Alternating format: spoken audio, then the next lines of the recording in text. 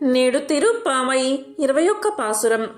వైష్ణవులు పరమ పవిత్రంగా పఠించే ఈ పాసురాలు మధుర భక్తిని ప్రబోధిస్తాయి.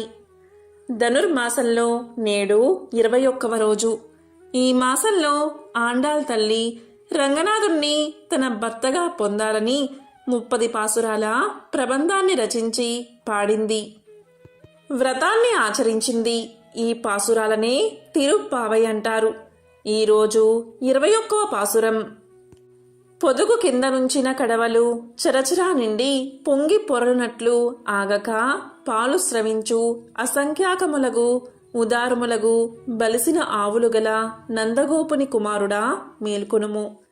ప్రమాణాద్యము గల మహామహిమ సంపన్న ఈ లోకంలో ఆవిర్భవించిన జ్యోతి స్వరూప నిద్ర నుంచి లెమ్ము. శత్రువులు నీ పరాక్రమానికి లొంగి మేము కూడా నిన్ను వీడి ఉండలేక నీ పాదాలనే స్తుతించి మంగళాసనము చేయుడానికై వచ్చాము. గోపికలు పురుషాకార భూతురాలగు నీలాదేవిని మేల్కొల్పారు. ఆమె మేల్కొని, నేను మీలో ఒకదాన్ని కదా, నన్ను ఆశ్రయించినా మీకు ఎన్నడూనూ లోపం ఉండదు.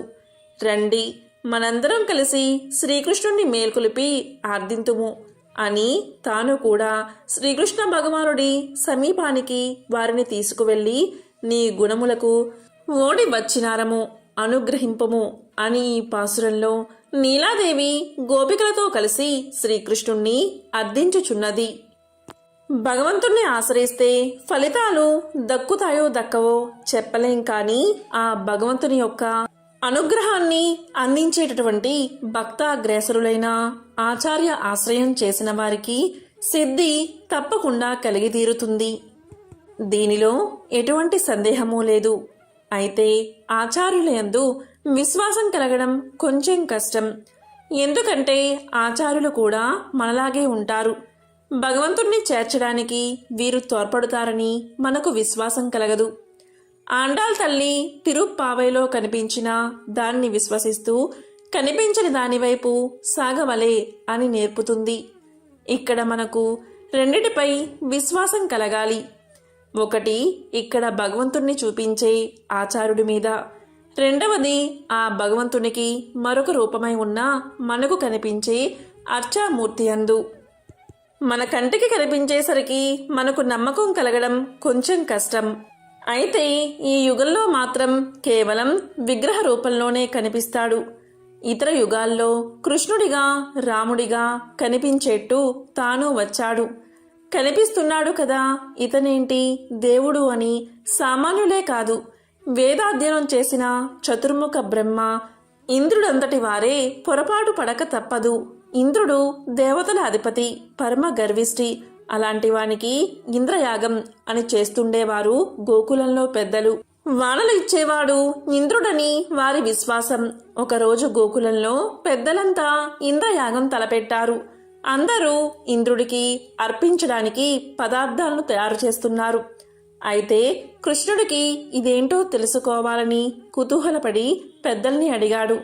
అయితే వారు, వర్షాలు ఇచ్చే వరుణుడు ఇంద్రుడి అధీనంలో ఉంటాడు కదా, ఆ వర్షాలు వస్తేనే కదా మనకు పంటలు పండుతాయి, గోవులకు ఆహారం లభిస్తుంది, ఆ గోవుల పాడిపై మన జీవనం ఆధారపడి ఉంది కదా, అందుకే చేస్తున్నాం అని సమాధానం చెప్పారు.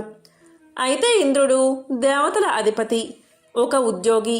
ఇలాంటి వారందరూ తన అధీనంలో పనిచేస్తూ ఉన్నారు ఈ విశ్వం యొక్క స్థితి కోసం. అలాంటిది తాను ఇక్కడే ఉంటే తన్ను మర్చిపోయి ఆ ఇంద్రుడికి చేయడమేమిటి? ఆ ఇంద్రుడు ఇవ్వాలి అన్నా తాను వెనుక నుండి ఇస్తేనే కదా ఇవ్వగలడు అని. ఆ ఇచ్చేవాణ్ణి నేనిక్కడే ఉండగా నన్ను కాదని చేస్తున్నారే అని శ్రీకృష్ణుడు అనుకున్నాడు. వాళ్ళందరికీ ఈ విషయం ఎలాగోలాగా తెలపాలి అని అనుకుని అందరినీ ఒక దగ్గరికి చేర్చి, వానలు ఇచ్చేది ఇంద్రుడా కాదు, సూర్యుని శక్తికి సముద్రంలోని నీరు మేఘాలుగా మారితే ఆపై గాలి వీస్తే మన దగ్గరకు వచ్చాయి. ఆ గోవర్ధన పర్వతం అడ్డుకోవడం వల్లే మనకు వర్షంగా వస్తుంది.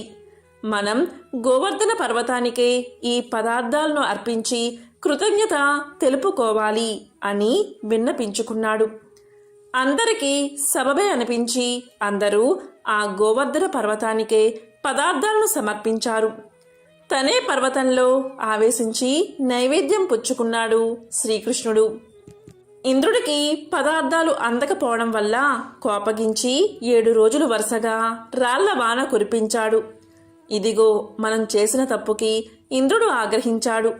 కన్నయ్య అని అందరూ కృష్ణుణ్ణి చేరగాని మనం ఆరగింపు ఇచ్చిన ఆ కొండే మనల్ని కాపాడదా అంటూ ఒంటివేలితో కొండను ఎత్తి అందరినీ రక్షించాడు. గోవర్ధనోదారి అయ్యాడు ఆయన. ఇంద్రుడు తనకని అర్పించినవి తానే తినాలి అనుకున్నాడు. ఆ ఇంద్రుడిలోనూ ఉండేవాడు కృష్ణుడే కదా. అదే శ్రీకృష్ణార్పణమస్తు అని అనుకునేవాడైతే అన్ని పదార్థాలు ఉండేవి. నేనే తింటున్నాను, నాలోని పరమాత్మ కాదు అని భావించాడు కాబట్టే ఇంద్రుడికి బుద్ధి చెప్పే పరిస్థితి కల్పించాడు కృష్ణుడు. ఆవుల పాలు దారగా కారెనోయి, కుండలు నిండి పాలు పొంగెనోయి. గోవుల గుంపుల గోపాల నందనోయి, నీవు సత్యమైన పరమాత్మవోయి. నేను కోరువారిని రక్షించుదువోయి, లోకాలకు జ్యోతి స్వరూపుడవోయి. మహామహిమాల సంపన్నుడవోయి, నిద్ర నుండి నీవు మేల్కొనవోయి. శత్రువులు నీ పాదదాసులోయి, నీ పాద పద్మాలు వీడుండలేమోయి. నీ పాదాలు కీర్తించా వచ్చిది మోయి, మంగళాశాసనములు చేతు మోయి. ఇదే 21 పాసురం యొక్క అర్థం. ఓం నమో నారాయణాయ.